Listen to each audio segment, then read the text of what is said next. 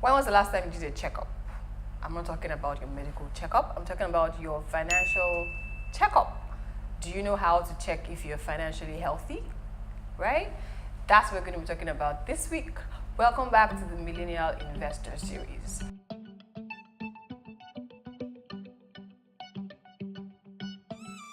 How exactly do you check your financial health? It's very simple. You have to calculate what your net worth is.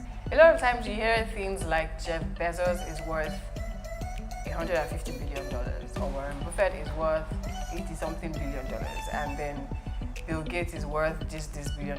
Dangote, the richest man in Africa, is worth $25 billion. How exactly are these figures calculated, you might ask? Well, I don't know, right? But I can tell you that it's a calculation of their net worth, right? Exactly how they are worth in financial terms. Now, my question to you is, have you ever calculated your net worth, right? Or is it something that only rich people do? No. Even if you think you don't have a lot of money, start with checking what exactly your net worth is. Because it is very important, because calculating your net worth is basically checking on your financial health. Your net worth is a measure of your financial health, right? Which is why I started with when was the last time you did a checkup. How do you calculate your net worth? Very simply, you need to calculate how much you own versus how much you owe, right? How much you own, which are your assets, versus how much you owe, your liabilities. And then when you have those sums, you need to take away your liabilities from your assets. So you take out what you owe from what you own, and there you have it, your net worth, right? So your question is, do you have a positive net worth, or do you have a negative net worth? Okay, if you have a positive net worth, not too bad, right? We'll check it out later. If you have a negative net worth, there's a problem there, because that means you are owing more than you own, right? And that's where the problem is, all right? So you have to do this analysis, or this check, or this, measure of your financial health as often as you can. And then you can also use that to set goals. For instance, you can set a goal to increase your net worth by 20%, or you can set a goal to go from a negative net worth to a positive net worth, all right? Those are some examples of goals you can set. But this week, I'm going to be sharing with you 4 steps to increase your net worth, all right? So if you've done the check, if you have a positive net worth, you can still improve. If you have a negative net worth, you definitely have to improve your net worth, all right? So the very first step is to review your assets. What assets do you own, right? If you own assets that are appreciating, that is good, because that means your net worth will increase over time, right? And then what can you do to increase your assets? Because you want to increase the asset side of your calculation of your net worth, right? So you always have to review your assets. Are they appreciating, or what new assets can I actively invest in? All right, that's the very first step to increasing your net worth. The second step, of course, is to check the other side, your liabilities. What liabilities do you own, or do you owe, right? Are you owing people money? Do you have a mortgage? Do you have a loan you're paying on a car? Do you have a student loan? Those are some of the liabilities you might have, right? Do you have a plan to reduce your liabilities, all right? That's the very first step. Review your liabilities and then come up with a plan. A lot of times people just know that, oh, I have this debt that I'm paying off. But you're not thinking about how it affects your net worth, right? Because it's always going to be a drain on your assets. If you have liabilities that you have to keep paying off, it will continue to drain you and of your income and of your assets as well, all right? Review your liabilities. How soon can you pay them off? Do you want to do the snowball or the avalanche payments plan for your debt, right? The snowball is when you take it out piece by piece, decide which one is the smallest, has the smallest interest rate, and then you break it down piece by piece. The avalanche is to start from the biggest loan and break it down piece by piece, right?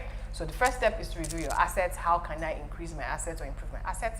Second step, reduce your liabilities. Because liabilities, especially when they're just taken from you and they're not going to help you own an asset eventually, then you should try and reduce them as much as you can. The third step, invest.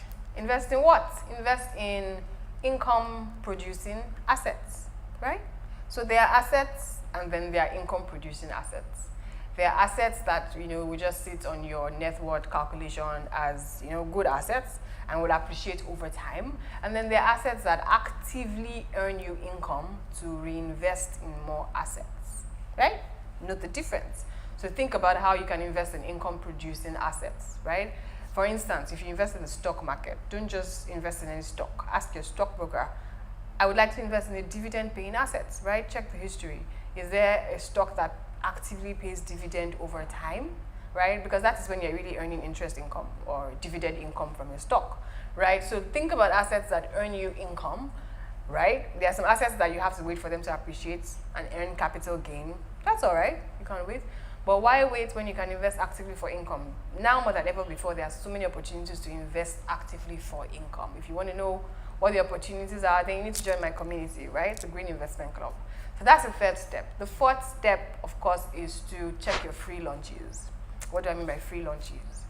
Your fees, you know, the payments you're paying for, all of the things that you're paying for, off budget, on budget, check them. You know why? Because they would, to a large extent, affect the amount of money you have to invest, right? So for instance, do you have a budget? If you have a budget, how do you spend your money?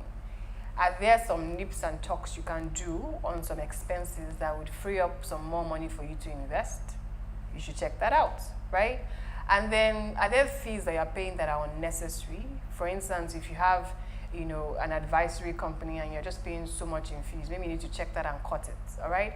So check your fees. You might be paying so much more than you should be paying, all right? If you need help, contact your financial advisor and ask them, what are the fees I'm paying? I would like to review them. You know, some of you just look at your bank statement and look at how much you have earned, but you don't check how much they charged you. That's also very important, all right? So check your budget. Can you invest more than you're investing now? I know you might say that, oh, I'm spending more than before because inflation rate is that. Fine, but how can you increase your income potential as well? Do you want to get a new job? Do you want to get a new certification? You know, there are so many things you can do. Don't just sit there and just, you know, lament. Take charge of your life and do something about it, all right?